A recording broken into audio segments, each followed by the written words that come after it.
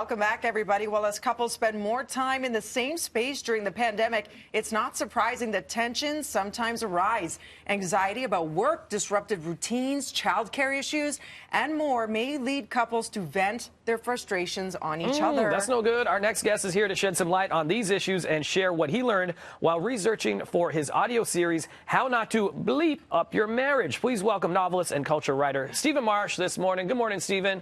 Hey, guys. How you doing? Great, thank you. And how are you? I'm great. Yeah. Good, man. Thanks for being here, and thanks for doing this. The audio series, for those that aren't familiar with it, please give a little bit of a background and kind of information about what it is.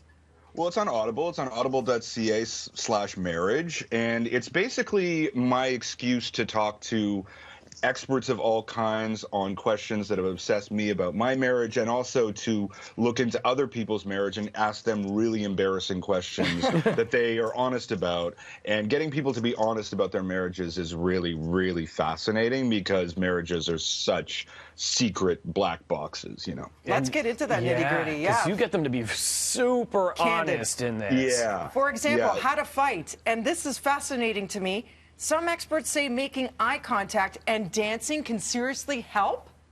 Well, I mean, the thing that when you talk to experts about fighting, what you realize is that not one of them thinks it's actually an intellectual process. Like, it's not, you know, when you fight, you actually think like I'm working through something in my marriage. That's not what for them, it's just a physiological response. And the sooner you can get out of the physiological response, the sooner you can have meaningful conversations about things that are in your marriage. Now, under COVID, when you're jammed up against each other, it's really hard to get out of that space. It's really hard to get away from those, you know, those, like, when your blood just starts boiling.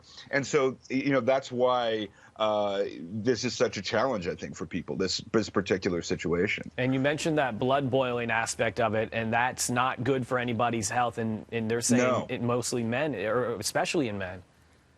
Well, I think it's men, but it's actually both. I mean, like, it's not, the point is that people fight and they think, oh, well, we're working things through. It's not that at all. You know, like, the sooner you can get out of it, the better. That's what I learned from the series, is like, just get to safety.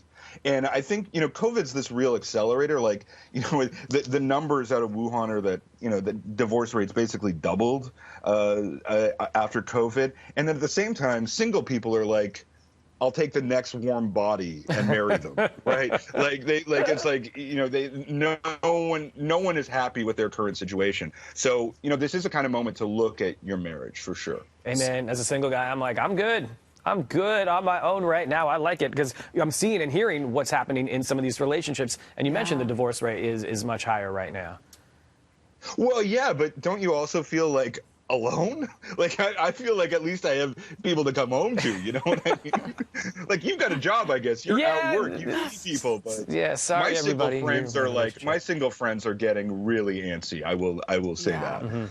What are some techniques that you can help couples watching right now with, that were imparted, that were, you know, you were enlightened on, maybe you're putting into practice to help couples that seem to be in perhaps too much hot water a lot lately, stuck in the same space? Well, I mean, I learned a lot. Like, there's a lot in this show. Like, it's 10 episodes. I mean, I would say that one of the more interesting facts I learned is that we have an episode on should you schedule sex, right?